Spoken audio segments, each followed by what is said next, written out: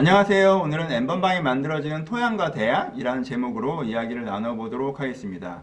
N번방에 26만 명, 이 숫자가 맞는지 모르겠지만 이분들은 무슨 생각을 하고 계실까요? 여기서부터 출발해 봅시다. 우리가 문제를 알아야 문제를 풀 수 있으니까. 보통 이런 그룹의 남성들이 갖고 있는 여성관은 세 가지 단어로 요약해서 표현할 수 있습니다. 스폰, 클럽, 판녀. 스폰은 뭐예요? 내가 돈을 받으면 내가 사진도 보낼 수 있고 그 이상도 할 수 있는 여성이에요. 클럽은 내가 상대가 매력적이면 원나잇도 얼마든지 가능한 여성이에요. 한녀는 내가 상대방을 사랑하거나 좋아하지 않아도 그 사람이 조건이 좋아서 내가 경제적인 안정과 상승을 이룰 수 있으면 결혼도 할 수 있는 여성이에요. 이 세 단어가 여성의 기본, 핵심을 보여준다라고 이 남성 그룹은 생각해요. 그래서 여성에게 성은 영혼이나 정체성이 아니라 어떤 즐거움이나 상품이라고 생각해요. 여성이 먼저 스스로를 상품한다고 생각합니다. 포인트를 아시겠어요? 여성이 먼저 스스로를 상품하고 있고 그건 도덕적으로 잘못된 거야. 그래서 이런 여자는 우리가 함부로 대해도 돼 라는 게 이분들이 갖고 있는, 이 남성 그룹이 갖고 있는 기본적인 여성관이에요. 이 중에 이 관점을 갖고 있는데 내가 상위 그룹이다, 내가 매력 있고 돈도 있고 사회적 지위도 있다, 그래서 여자들이 나한테 좀 붙는다라고 하면 그런 여자들을 장난감처럼 가지고 놀아도 되겠다라고 생각하겠죠. 전준영 단톡방 사건이나 그런 비슷한 류의 문제들이 생겨나는 게 이런 개념에서 생겨나는 거예요. 이런 관점을 갖고 있는 하위 그룹이면 내가 외모가 별로라 연애도 안 되고, 내가 돈도 없고, 내가 직장도 별로여서 결혼도 안 되고, 그래서 내가 계속 여자들에게 거절당하고 무시당하고 혹은 조롱당하고 있다고 생각하면 되게 반발심, 공격심리 이런 걸 가지고 있겠죠. 그렇죠? 이게 N번방 사건 같은 걸 만드는 기본 토양이라고 생각을 합니다. 이런 사고방식, 이런 여성관이 우리가 지금 겪는 문제를 만들어가고 있는 기본적인 토양이에요. 이걸 어떻게 해결해야 할까요? 이 문제를. 제가 이 영상을 찍는 기본적인 이유인데, 이런 질문에 대해서 어떤 기독교인 분들은, 이 사람들이 인성교육이 안 되기 때문에 문제이고, 성중독의 문제가 있고, 심리적인 문제가 있다. 우리가 이 가해자들을 단지 비난하고 악마화할 것이 아니라, 이 가해자들을 변화시켜야 된다. 이런 관점의 대답을 많이 하세요. 틀린 말은 아니에요. 이게 기독교의 기본적인 관점이죠. 기독교는 여기 피해자가 있고 가해자가 있을 때 이 피해자 입장에 서서 이 가해자를 다 죽여버려라 이렇게 하는 건 결국 끝없는 싸움이라고 생각하고, 이 사람도 회복되고 이 사람도 회복돼서 결국 다 잘 돼야 되는 거 아니냐라는 뷰를 기독교는 사용하고 있어요. 이게 틀리지 않고요. 저도 이 뷰를 사용합니다. 그런데 지금은 이 뷰로 바라보는 게 좀 문제가 있다고 생각을 합니다. 왜냐하면 이게 문제 핵심이 아니기 때문에 그래요. 다시 말씀드릴게요. 여러분, 이 남성들은요, 그런 관점을 가지고 있어요. 이게 심리적으로 문제가 있는 것도 아니고요, 인격적으로 안 된 것도 아니고요, 뭐 성중독에 걸린 것도 아니에요. 이 사람들이 일정한 관점을 가지고 있어요. 자기가 편협하지만 분명히 자기 실제 경험한 어떤 사실들을 바탕으로 해서 그걸 증거로 해서 어떤 가치관을 세우고 있는 거예요. 그리고 이걸 확신하고 있고요. 그리고 이 확신하는 사람끼리 서로 지지하고 있고요. 이건 인격적인 문제나 인격적인 미성숙의 문제나 그런 차원이 아니, 심리적인 문제나 그런 차원이 아니라는 거예요. 이건 뭐랑 흡사하냐면요. 여러분 예를 들어 봅시다. 예전에 독일인들이 유대인을 학살하는데 방관하거나 그 소동적으로 다 협조했죠. 왜 그래요? 이 사람들이 다 인격적으로 타락해서 그래요? 이 사람들이 사이코패스여서 그렇습니까? 아니에요. 왜곡되고 편집된 정보를 가지고 어떤 가치관을 세우는데 설득됐기 때문에 그래요. 이런 상황이란 말이에요. 그러니까요, 지금 이런 가치관을 가지고 자기가 맞다라고 하고 서로 지지하고 있는 그룹이 있는 상황에서, 너희들은 심리적으로 문제가 있는 거야. 너희들은 인격적으로 문제가 있는 거야. 내가 너희를 도와줄게. 너희들은 성중독이구나. 내가 너희를 도와줄게. 이런 접근으로는요, 이런 문제가 해결되지 않는다는 거예요. 어떻게 설득하실 거예요? 야, 여성을 그렇게 하는 건 그 영혼을 짓밟는 거야. 뭐라고 대답할 것 같아요? 무슨 영혼을 짓밟아요? 내가 돈 얼마 준다고 하니까 사진 찍어서 쏘던데. 그렇게 대답하지 않을까요? 야, 여성을 그렇게 하는 건 여성의 권리와 그런 걸 폭력적으로 하는 거기 때문에 그건 폭력이고 억압이고 차별이고 혐오고 그런 거야. 걔들 도덕적으로 타락한 여자애들이에요. 그런 대우 받아도 싸요. 이렇게 대답할 거예요. 포인트를 아시겠어요? 이 사람들이 우리는 성중독이에요. 제가 나쁜 놈이죠. 전 타인의 감정이 느껴지지가 않아요. 인격적으로 완전히. 이게 아니에요.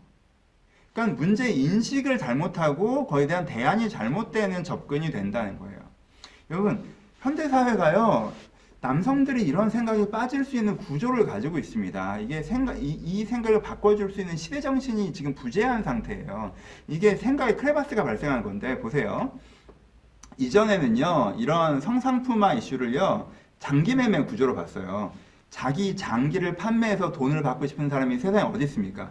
근데 상황이 이 사람을 강제하니까 어쩔 수 없이 그런 거죠.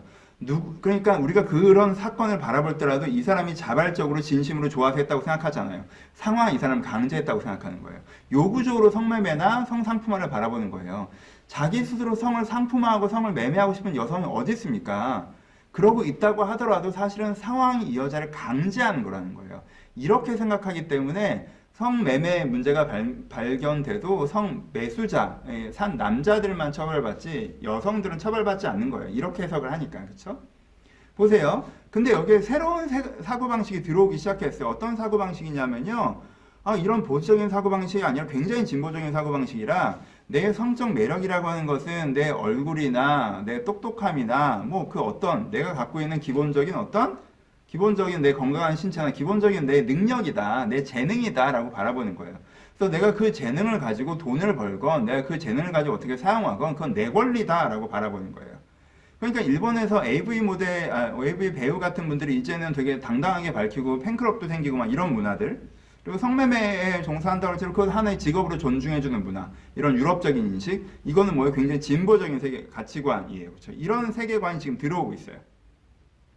그러니까 그거에 대해서 성상품화라고 얘기하는 것도 말이 안 되고요. 도덕성에 대해서 얘기하는 것도 말이 안 된다는 거예요. 그냥 그건 그 사람의 재능이고 그 사람의 재능을 어떻게 쓰고 어떻게 활용하건 그 사람의 권리라는 거예요. 이렇게 바라보는 관점이에요. 현대는요. 이 두 가지 가치관이 동시에 존재해요. 그리고 이게 어느 정도 충돌합니다. 그러다 보니까 어떻게 되는 거예요? 평범한 사람들은 이 생각을 선택하거나 이 생각을 선택하는데 어떤 사람은 이 생각의 이 크레바스에 빠져버린다는 거예요. 그래서 되게 모순적인 생각을 갖고 있는 거예요. 이렇게 얘기하잖아요. 야, 여성이라고 하는 건 되게 인신매매, 이건 강제되고 있는 거고 걔네들을 그렇게 괴롭히면 학대고 이렇게 얘기하잖아요. 그럼 무슨 소리예요? 유튜브에 보고 인스타에 봐도 자기의 성적 매력을 스스로 어필하고 누구도 강제하지 않아도 그걸 해서 자기의 유명세를 얻고 경제적 사회의 기회를 얻던데요? 그거 강제하는 거 아닌 것 같은데? 이렇게 생각하죠. 그리고 아까 얘기했던 그 세 가지 단어를 생각해도 좀 더 적극적으로 강제하지 않고 자기들 그것들을 자기의 재능과 기회로 활용하던데? 이렇게 하는 거예요. 그렇죠? 그러니까 이거에 동의하잖아요. 이쪽에서 얘기하면. 야, 그래. 자기가 재능과 기회로 활용하는 거야. 근데 왜 네가 걔 재능과 걔 기회로 활용하는 걸 네가 비난하고 걔 뭐 억압하고 착취하고 야, 그거는 폭력이고 그건 도둑질이고 네가 되게 잘못된 거야. 네가 악당인 거야. 걔 범죄자야. 네가 이렇게 얘기하면 에이, 도덕적으로 잘못된 여자애들이잖아요. 도덕적으로 그게 맞아요? 그렇게 하는 건 문제가 있지 않아요? 이런 식으로 하는 거예요. 이게 생각의 크레바스라고 하는 거예요. 스스로 모순되는데 이렇게 얘기하면 이쪽 얘기를 갖다 와서 방어를 치고 이쪽 얘기를 하면 이쪽 얘기를 가서 방어를 쳐요. 그래서 사실 자기가 모순됐으면 그걸 잘 모르고 어떤 생각에도 교육되지 않은 상태에서 그 모순점에서 자기의 유리한 구조를 만들어가는 거에 빠져있는 사람들이 다수가 있다는 거예요. 그러니까 시대정신으로 이것을 학습하기도 되게 어려워요.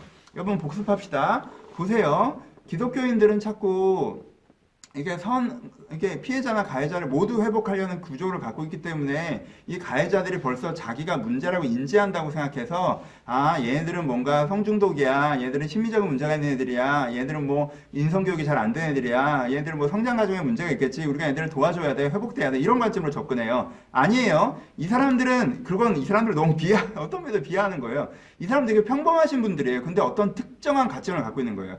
옛날에 유대인 학살에 협조했던 독일인들이 평범하고 좋은 사람이지만 그 가치관 하나 때문에 그런 악행을 저지르는 것처럼 이 가치관 하나가 문제가 있는 거란 말이에요. 그러니까 이런 식으로 이 사람들을 변화시켜 나간다? 안 돼요. 그렇게 되지 않는다는 거예요. 그럼 어떻게 해야 돼? 이 사고방식을 바꿔줘야죠. 니네 생각은 잘못된 거야. 니네는 고쳐야 되라고 교육을 시켜야 돼요. 그러면. 근데 교육이 안 돼요. 왜?